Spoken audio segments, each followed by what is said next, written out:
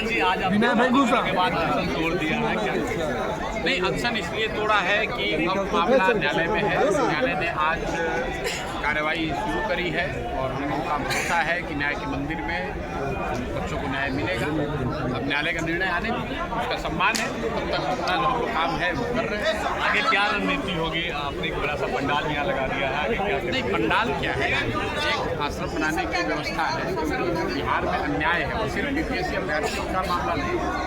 बिहार में हर वर्ग के साथ यहाँ अन्याय हो रहा है। बिहार के बच्चों के साथ अन्याय हो रहा है, बिहार की महिलाओं के साथ अन्याय हो रहा है, किसानों के साथ अन्याय हो रहा है। यूरिया 400 का 250 का यूरिया 400 में मिल रहा है। तो जिन वर्गों के साथ भी अन्याय हो रहा है उनकी आवाज़ कौन उठाएगा?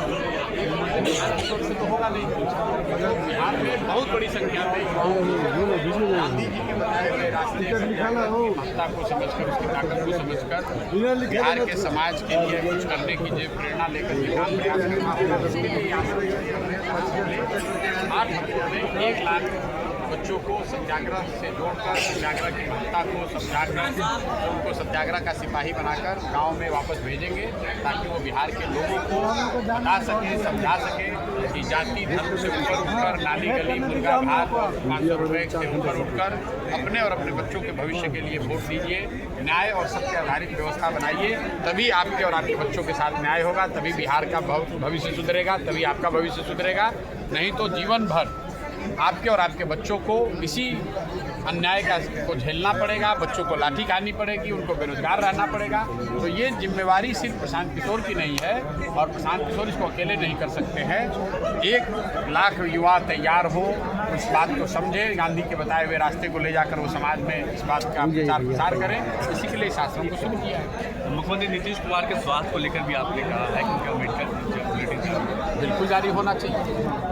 आप सेना में भर्ती होते हैं, आपका मेडिकल जांच होता है। आप पुलिस में भर्ती होते हैं, आपकी मेडिकल जांच होती है। मुख्यमंत्री को के स्वास्थ्य को लेकर पिछले 2 साल से कई तरह की बातें चल रही हैं और पिछले 15-20 दिनों से जो हो रहा है वो साफ इंगित कर रहा है कि मानसिक तौर पर कहीं ना कहीं नीतीश कुमार पूरी तरीके से स्वस्थ या सक्रिय नहीं है।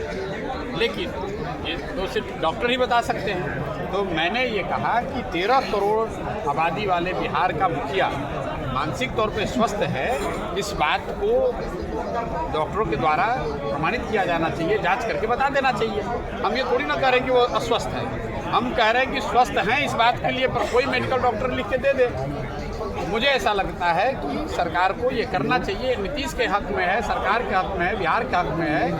भाई अमेरिका में राष्ट्रपति के स्वास्थ्य को लेकर चर्चा शुरू हुई तो मेडिकल बुलेटिन जारी होता है कि नहीं भाई ये बिल्कुल मानसिक शारीरिक तौर पर स्वस्थ है। शारीरिक तौर पर नीतीश कुमार स्वस्थ है तो दिख रहा है, रोज घूम रहे हैं, लेकिन मानसिक तौर पर स्वस्थ है ये बात कौन बताएगा?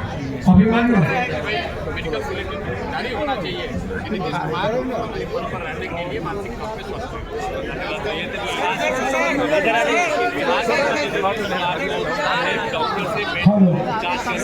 अब जरा प्रशांत किशोर जी को मंच पे आने दीजिए।